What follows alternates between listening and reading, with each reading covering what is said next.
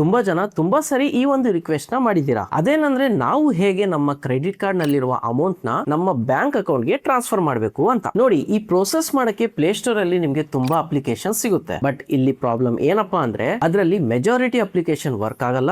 ಯಾವ application work ಆಗುತ್ತಲ್ಲ ಅದರಲ್ಲಿ ನೀವು ಟ್ರಾನ್ಸ್ಫರ್ ಮಾಡುವಂತಹ ಚಾರ್ಜಸ್ ತುಂಬಾನೇ ಇರುತ್ತೆ. ಅಂಡ್ ಸಪೋಸ್ ನೀವು ಟ್ರಾನ್ಸ್ಫರ್ ಮಾಡಿದ್ರು ಆ ಅಮೌಂಟ್ ಏನಿದೆ ನಿಮ್ಮ ಬ್ಯಾಂಕ್ ಅಕೌಂಟ್ ಬರಕ್ಕೆ ತುಂಬಾ ದಿನ ತಗೊಳುತ್ತೆ.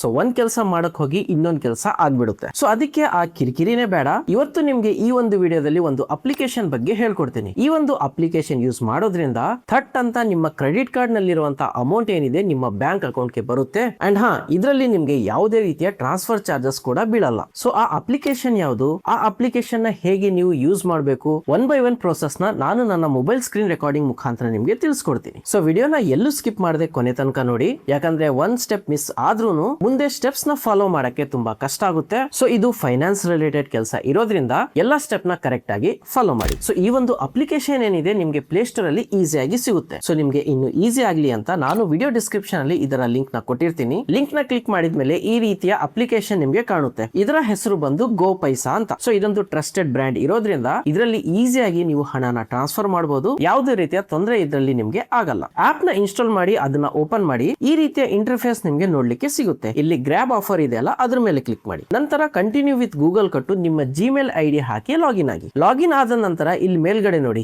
ಇನ್ಸ್ಟೆಂಟ್ ಮನಿ ಅಂತ ಇದೆ ಅಲ್ಲ, ಅದನ್ನ ಕ್ಲಿಕ್ ಮಾಡಿ. ನಂತರ ಓಕೆ ಲೆಟ್ಸ್ ಗೋ ಕೊಡಿ. ಇಲ್ಲಿ ನಿಮ್ಮ ಆಧಾರ್ ಕಾರ್ಡ್ ಜೊತೆ ಯಾವ ಸಿಮ್ ಲಿಂಕ್ ಆಗಿರುತ್ತಲ್ಲ ಆ ಸಿಮ್ ನ ಸೆಲೆಕ್ಟ್ ಮಾಡಿ. ನಂತರ ಕಂಟಿನ್ಯೂ ಕೊಡಿ. ಇಲ್ಲಿ ಏನಿದೆ ನಿಮ್ಮ ಡೀಟೇಲ್ಸ್ ಕೊಡಬೇಕಾಗುತ್ತೆ. ನಿಮ್ಮ ಹೆಸರು ಹಾಗೂ ನಿಮ್ಮ ಪ್ಯಾನ್ ಕಾರ್ಡ್ ನಂಬರ್ ನ ಹಾಕಿ ಕಂಟಿನ್ಯೂ ಕೊಡಿ. ನಂತರ ಈ ರೀತಿ ಪೇಜ್ ಓಪನ್ ಆಗುತ್ತೆ. ಇಲ್ಲಿ ಮಲ್ಟಿಪಲ್ ಆಪ್ಷನ್ಸ್ ಇದೆ. ಇಲ್ಲೇನಿದೆ ನೀವು ಪೇ ವಯ ಕ್ರೆಡಿಟ್ ಕಾರ್ಡ್ ಮೇಲೆ ಕ್ಲಿಕ್ ಮಾಡಿ. ಇಲ್ಲಿ ಟ್ಯೂಷನ್ ನ ಸೆಲೆಕ್ಟ್ ಮಾಡಿ. ಇಲ್ಲೇನಿದೆ ನೀವು ಅಮೌಂಟ್ ನ ಎಂಟರ್ ಮಾಡಬೇಕಾಗುತ್ತೆ. ಈ ಅಮೌಂಟ್ ಏನಪ್ಪಾ ಅಂದ್ರೆ ನೀವು ನಿಮ್ಮ ಕ್ರೆಡಿಟ್ ಕಾರ್ಡ್ ಇಂದ ಬ್ಯಾಂಕ್ ಅಕೌಂಟ್ ಗೆ ಏನ್ ಟ್ರಾನ್ಸ್ಫರ್ ಮಾಡ್ತಿರಲ್ಲ ಆ ಅಮೌಂಟ್ ನ ನೀವು ಇಲ್ಲಿ ಎಂಟರ್ ಮಾಡಬೇಕು. ಸೊ ನಾನು ಇಲ್ಲಿ ಎಕ್ಸಾಂಪಲ್ ಗೆ 30,000 ಅಮೌಂಟ್ ನ ಎಂಟರ್ ಮಾಡ್ತೀನಿ. 3000 30,000 ಎಂಟರ್ ಆಯ್ತು. ನಂತರ ಈಗ ಕಂಟಿನ್ಯೂ ಕೊಡಿ. ಈಗ ಮೇನ್ ಇಂಪಾರ್ಟೆಂಟ್ ಪಾಯಿಂಟ್ ಏನಪ್ಪಾ ಅಂದ್ರೆ ಯಾರ ಅಕೌಂಟ್ ಗೆ ನೀವು ಈ ಅಮೌಂಟ್ ನ ಟ್ರಾನ್ಸ್ಫರ್ ಮಾಡ್ಬೇಕಂತಿರ್ತೀರಲ್ಲ ಅವರ ಫುಲ್ ನೇಮ್, ಅವರ ಮೊಬೈಲ್ ನಂಬರ್, ಆ ಎರಡು ಡೀಟೇಲ್ಸ್ ನ ಹಾಕಿ ಇದನ್ನ ಟಿಕ್ ಮಾಡಿ ಕಂಟಿನ್ಯೂ ಕೊಡಿ. ಇದಾದ ನಂತರ ಅವರ ಬ್ಯಾಂಕ್ ಡೀಟೇಲ್ಸ್ ನ ಕೊಡಬೇಕಾಗುತ್ತೆ. ಅಂದ್ರೆ ಅವರ ಅಕೌಂಟ್ ನಂಬರ್, IFSC ಕೋಡ್, ಅವರ ಪ್ಯಾನ್ ನಂಬರ್, ಈ ಎಲ್ಲ ಡೀಟೇಲ್ಸ್ ನ ಹಾಕಿ ಕಂಟಿನ್ಯೂ ಕೊಡಿ. ಇಲ್ಲಿ ನೋಡಿ 30,000 ನೀವು ಟ್ರಾನ್ಸ್ಫರ್ ಮಾಡಿದ್ರೆ 2% ಫೀ ಬೀಳುತ್ತೆ. ಅಂದ್ರೆ ಇದು ಬಂದು 708 ರೂಪಾಯಿ ಆಗುತ್ತೆ. ಬಟ್ ನೀವು ಈ ಅಮೌಂಟ್ ನ ಸೇವ್ ಮಾಡಬೇಕು,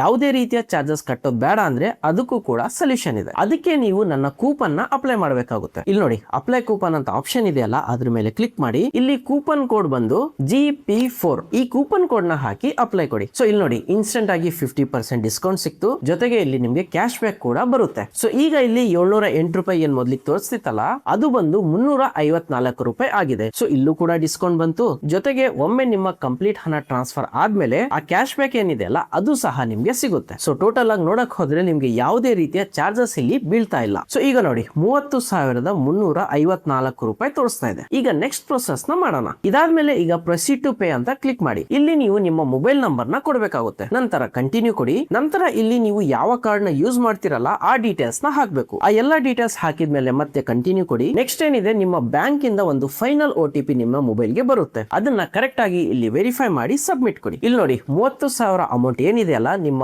ಬ್ಯಾಂಕ್ ಅಕೌಂಟ್ ಗೆ ಈಗ ಟ್ರಾನ್ಸ್ಫರ್ ಆಗೋ ಪ್ರೋಸೆಸ್ ಸ್ಟಾರ್ಟ್ ಆಯ್ತು. ಸೊ ಈ ಒಂದು ಪ್ರೋಸೆಸ್ ಕಂಪ್ಲೀಟ್ ಆಗಕ್ಕೆ ಯೂಶಲಿ 2 ಗಂಟೆ ಟೈಮ್ ತಗೊಳುತ್ತೆ. ಬೇರೆ ಆಪ್ ತರ 5-6 ದಿನ ಅಥವಾ ವಾರಗಟ್ಲೆ ಟೈಮ್ ಏನು ತಗೊಳ್ಳಲ್ಲ. ಸೊ ನೀವು ಇನ್ಸ್ಟೆಂಟ್ ಆಗಿ ಮನಿನ ಈಸಿಯಾಗಿ ಟ್ರಾನ್ಸ್ಫರ್ ಸಹ ಮಾಡ್ಕೋಬಹುದು. ಸೊ ಆಪ್ ತುಂಬಾ ಟ್ರಸ್ಟೆಡ್ ಇದೆ. ಈ ಆಪ್ ನ ಯೂಸ್ ಮಾಡೋದ್ರಿಂದ ನಿಮ್ಮ ಹಣ ಟ್ರಾನ್ಸ್ಫರ್ ಆಗೋ ಟೈಮ್ ಉಳಿಯುತ್ತೆ. ಜೊತೆಗೆ ಮೇನ್ ಆಗಿ ನಿಮ್ಮ ಹಣ ಸಹ ಉಳಿಯುತ್ತೆ. ಸೊ ನಿಮ್ಗೆ ಈಸಿ ಆಗ್ಲಿ ಅಂತ ಆಪ್ ನ ಲಿಂಕ್ ನಾನು ಡಿಸ್ಕ್ರಿಪ್ಷನ್ ಅಲ್ಲಿ ಕೊಟ್ಟಿದ್ದೀನಿ. ಅದನ್ನ ಕ್ಲಿಕ್ ಮಾಡಿ ನಾನು ಈಗ ಹೇಳಿರುವಂತಹ ಪ್ರೋಸೆಸ್ ನ ಫಾಲೋ ಮಾಡಿ. ನಿಮ್ಗೆ ಇದರಲ್ಲಿ ಏನಾದ್ರೂ ಡೌಟ್ ಇದೆ, ಎಲ್ಲಾದ್ರೂ ಪ್ರೋಸೆಸ್ ಸ್ಟ್ರಕ್ ಆಗ್ತಿದೆ ಅಂದ್ರೆ ಅದನ್ನ ಕಮೆಂಟ್ ಮಾಡಿ ತಿಳಿಸಿ. ನಾನು ಅದರ ಸೊಲ್ಯೂಷನ್ ಸಹ ನಿಮ್ಗೆ ರಿಪ್ಲೈ ಮಾಡ್ತೀನಿ. ಸಿಗೋಣ ಮತ್ತೆ ಒಂದು ಹೊಸ ಇನ್ಫಾರ್ಮೇಟಿವ್ ವಿಡಿಯೋ ಜೊತೆ. ಅಲ್ಲಿಯವರೆಗೂ ಟೇಕ್ ಕೇರ್.